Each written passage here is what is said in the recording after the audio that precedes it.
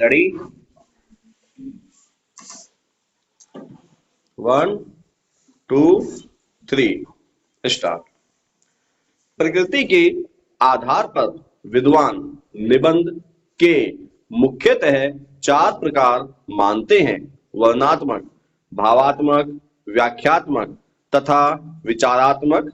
Stop. वर्णनात्मक: किसी घटना, वस्तु एवं दृश्य का सजीव वर्णन रोचक तरीके से किया जाता है।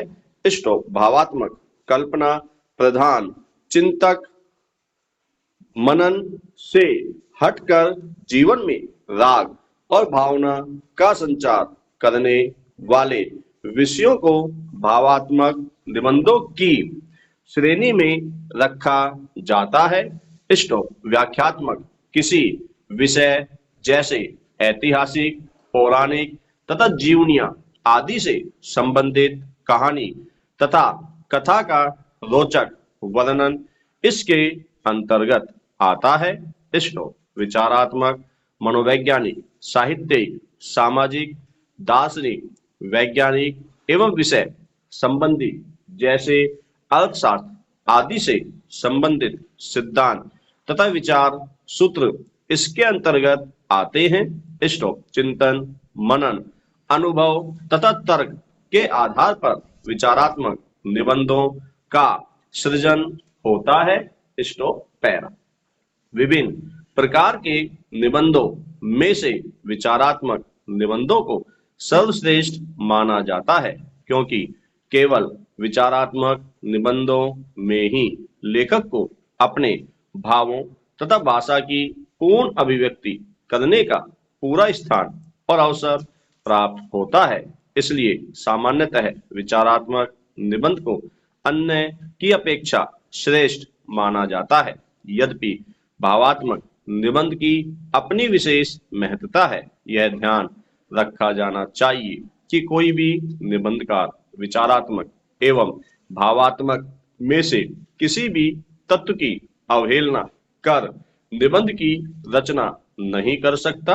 स्टॉप। विचारों और भावों की यथोचित मुद्रित से ही उत्तम श्रेणी के निबंधों की रचना होती है। स्टॉप। परीक्षार्थियों से निबंध के संदर्भ में जो अपेक्षाएं रखी जाती है उन्हें निम्न बिंदुओं के आलोक में परखा जा सकता है। स्टॉप। पैरा। विषय का चयन, विचारों की क्रमबद्धता, विषय से निकटता, संक्षिप्तता, प्रभावशीलता एवं अभिव्यक्ति की सटीकता, भाषागत शुद्धि, कथ्य एवं शिल्प का सुंदर समायोजन।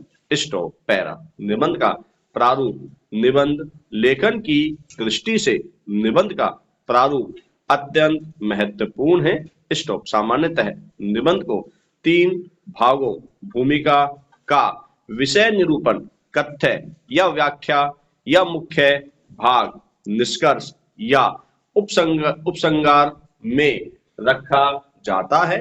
स्टॉप। भूमिका या विषय निरूपण, इसमें अभ्यर्थी को विषय संबंधी अपने विचारों तथा अपने दृष्टिकोण का परिचय देना चाहिए। स्टॉप। विषय का संक्षिप्त परिचय और वर्तमान स्वरूप भी अभ्यर्थी को भूमिका खंड में देना चाहिए। स्टॉप। भूमिका लिखते समय यह ध्यान में रखना अपरिहार्य है कि भूमिका का विषय में सीधा जुड़ाव होना चाहिए और विचारों को संयोजित होना चाहिए, क्योंकि गोलमोल और अनावश्यक बातों को भूमिका में लिखने से एक और विषय से संबंध टूटेगा, वहीं दूसरी ओर विचार कम टूटने से परीक्षक पर अच्छा प्रभाव नहीं पड़ेगा।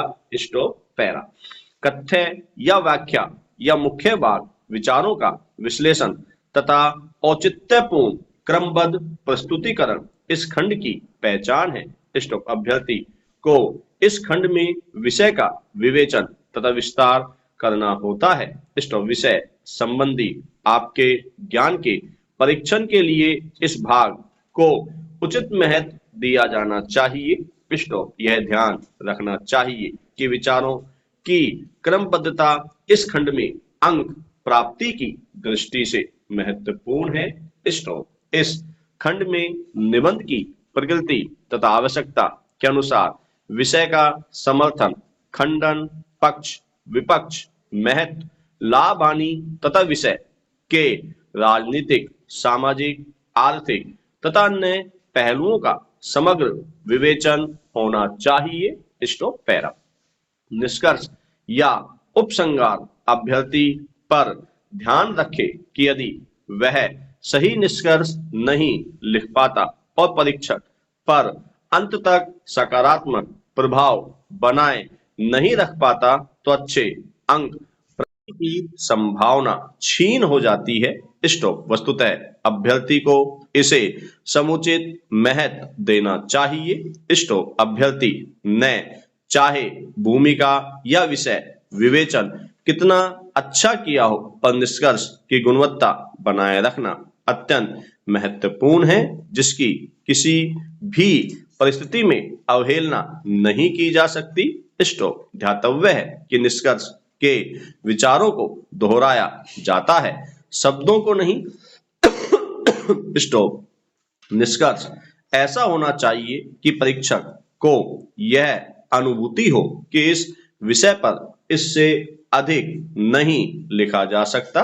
स्टॉप। निबंध की समाप्ति किसी ऐसे सूत्र, वाक्य, उद्धरण या काव्य पंक्तियों से की जा सकती है जो निबंध में प्रस्तुत विचारों का सटीक पोषण करने के साथ साथ निबंध के सौंदर्य में भी वृद्धि करे।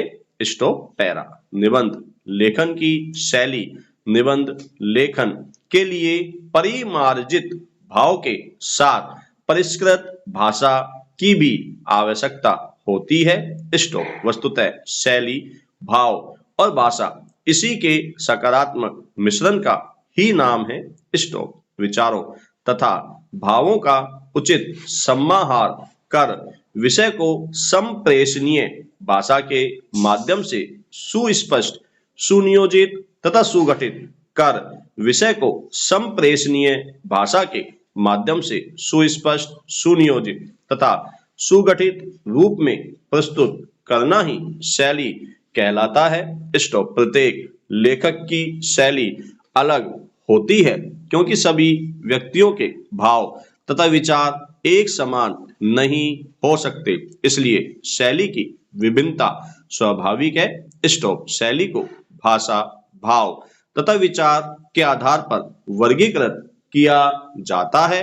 स्टॉप। भाषा के आधार पर शैली को 5 प्रकार से वर्गीकृत किया जा सकता है: समास शैली, व्यास शैली, प्रसाद शैली, विक्षेप शैली एवं प्रलाप शैली।